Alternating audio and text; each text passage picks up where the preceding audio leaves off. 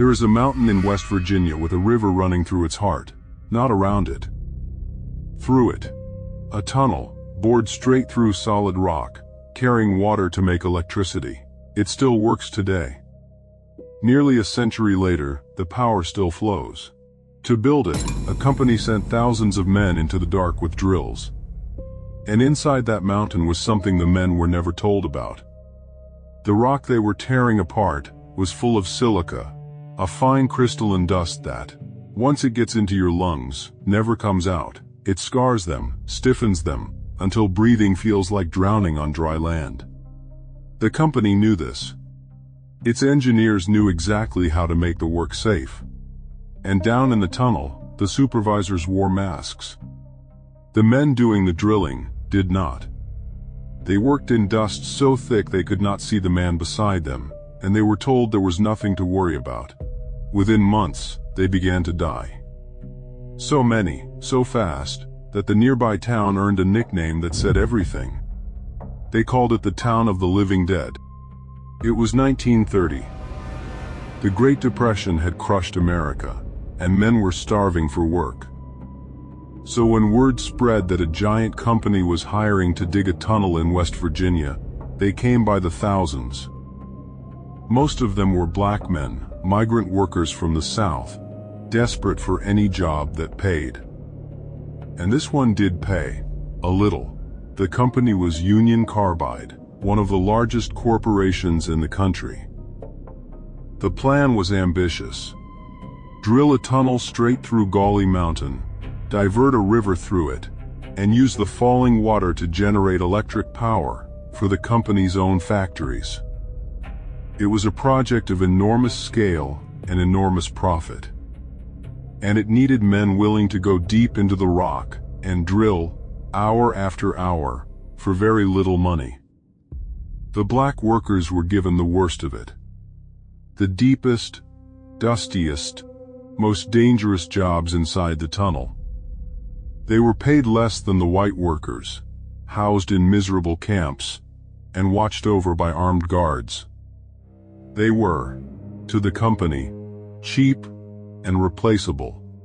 They were about to become something else. Evidence. As the men drilled deeper, they hit something that made the company's eyes light up. The rock inside the mountain was extraordinarily rich in silica, in places almost pure. Silica was valuable. So the company did something telling. It widened parts of the tunnel beyond what the power project needed, so it could mine the silica and sell it. The very substance that was killing the men became a second source of profit. And to get it out fast, they drilled dry. There are two ways to drill through rock. Wet drilling runs water over the bit, and the water traps the dust, pins it down, keeps it out of the air. It was standard practice. Everyone in the industry knew it. But it is slower. And it costs more. Dry drilling is faster and cheaper. It also throws a storm of fine dust into the air with every stroke. The company chose dry. Inside that tunnel, the silica dust hung so thick that lamps became dim halos and men could barely see. It coated their clothes, their skin, their food. They breathed it in with every breath, all day, for months. And with every breath, silicosis is usually a slow disease. It takes years, sometimes decades, of breathing dust to develop. But the dust in the Hawk's Nest tunnel was so pure and so thick that the men developed a form almost no one had seen before: acute silicosis. It killed not in decades, but in months. Young, strong men began to weaken. They coughed. They gasped for air. They grew thin and short of breath, until climbing a set of stairs left them exhausted. And then, at last, they could not breathe at all. Their lungs, stiff with scar tissue, simply stopped. They drowned, slowly, in open air. They died so quickly, and in such numbers, that it overwhelmed the town. Some were buried where they fell, in a field, dozens of them, in unmarked graves, with nothing but a rough stone to show a man was there. A local undertaker was paid to bury them in batches, quietly, out of sight. Death certificates were often blamed on something vague and ordinary. Pneumonia. Not the tunnel. Never the tunnel. Many of the sick black workers, feeling themselves dying, left and went home to the South to die among family. Uncounted. Their names never entered into any record at all. And here is what turns this from a tragedy into something darker. None of it was a surprise to the people in charge. The dangers of silica dust were not a mystery in 1930. They were well understood. The methods to prevent it, wet drilling, ventilation, masks, were standard, established, and known to the company. We know they knew because they protected their own. The masks and breathing equipment that could have saved lives were handed out, but only to the inspectors and the company men who came into the tunnel. The supervisors covered their faces. The workers doing the actual drilling were given nothing and told to keep working. By one account, the company's own paymaster said plainly that he knew the men would be dead within 5 years. When the deaths began, no one in management was surprised. They had done the math. Cheap labor was plentiful. Wet drilling was expensive. And the men dying in the dark were, to the company, simply the cost of doing business, quickly and cheaply. For a long time, it looked like the company would get away with it completely. The victims were poor. Most were black, in a time and a place where their lives were valued at almost nothing. And their deaths barely made the news. Lawsuits were filed, but the legal system was stacked against the workers. Settlements, when they came, were humiliatingly small, a few $100s for a man's life. And by some accounts, the families of black workers were offered even less than the white. There were even reports that jurors had been bribed. The company's lawyers dragged cases out, and a great deal of the truth was buried along with the men, in sealed records and unmarked graves. But it did not stay buried. The scale of the death was simply too large to hide forever.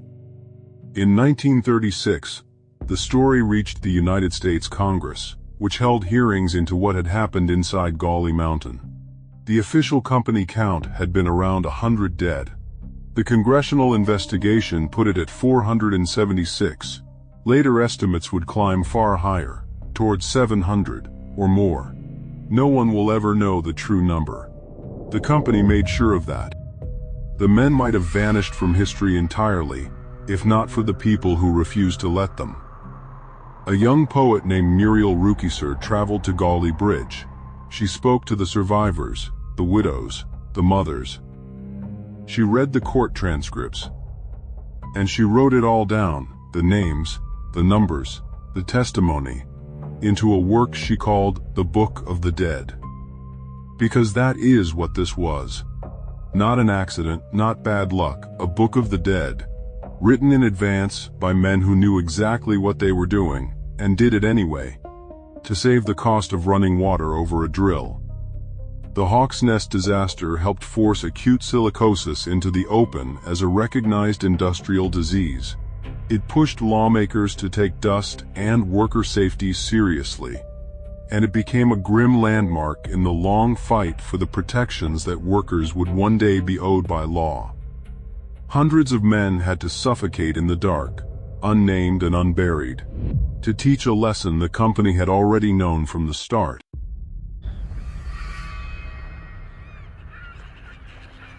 Today, the tunnel is still there.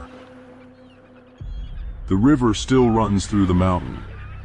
The water still falls, the turbines still turn, and the electricity still flows out into the world, clean and invisible, carrying no trace of what it cost.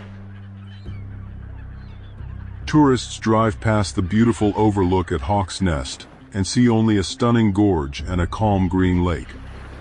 Almost none of them know that beneath that view, and in a quiet field not far away, lie the bodies of hundreds of men who were worked to death and dropped into the ground without a name. The mountain gave the company its power. The men gave the mountain their lungs. And the company walked away, its lights burning bright, its profits intact, its dead conveniently forgotten. We remember the disasters that happen all at once. The explosions, the fires, the sinking ships.